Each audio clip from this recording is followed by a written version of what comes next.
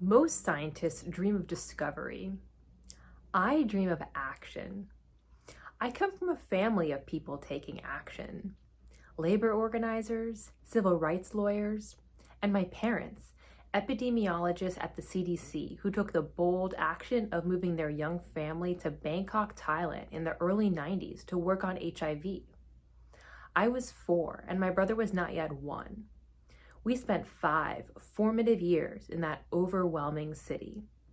It was a wonderful and broadening experience, but the pollution was a real concern.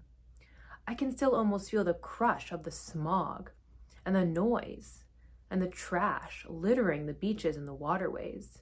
It must have made an impression. In fact, I know it did, because when I returned to the United States to finish elementary school, I dressed up as Rachel Carson for Career Day. My environmental consciousness continued to grow, and I took my own steps towards action in high school and college, organizing my peers around efforts related to conservation and sustainability. I also pursued these interests in an academic setting. I selected a major in environmental studies. But I was also pre-med. I had what I thought were dueling interests in environment and health, and I didn't know how to bring them together. But then, at an environmental conference my sophomore year, I stumbled upon a book called Our Stolen Future, which introduced me to the environmental health field. This is what I had been waiting for. I dove in. But always with a lens towards policy and action. My senior thesis looked at the real-world public health impact of a presidential decision not to strengthen national ambient air quality standards. And after college, I worked at the Environmental Defense Fund in Washington, D.C., getting a front seat to national environmental health policy. I loved this work, but I knew I needed more training to make a real contribution. So I went to the University of Washington in Seattle for my MPH and PhD in environmental health.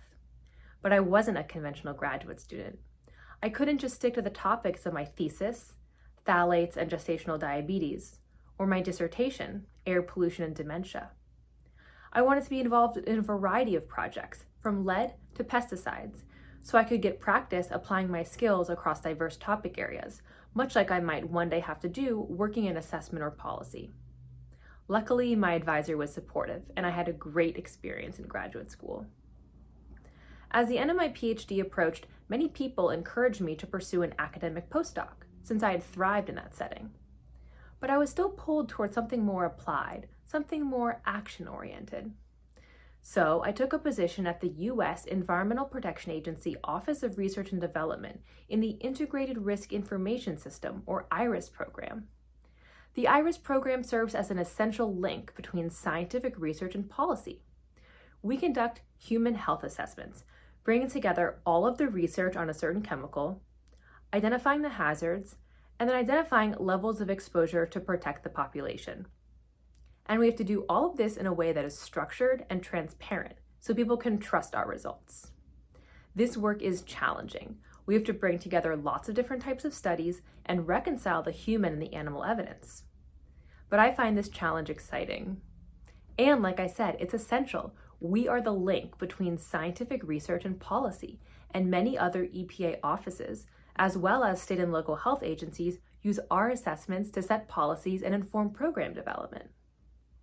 So, even though I haven't reached Rachel Carson status, I think my younger self would be proud, knowing that every day, by assessing the risks of chemicals all around us, I'm working to create a safer world.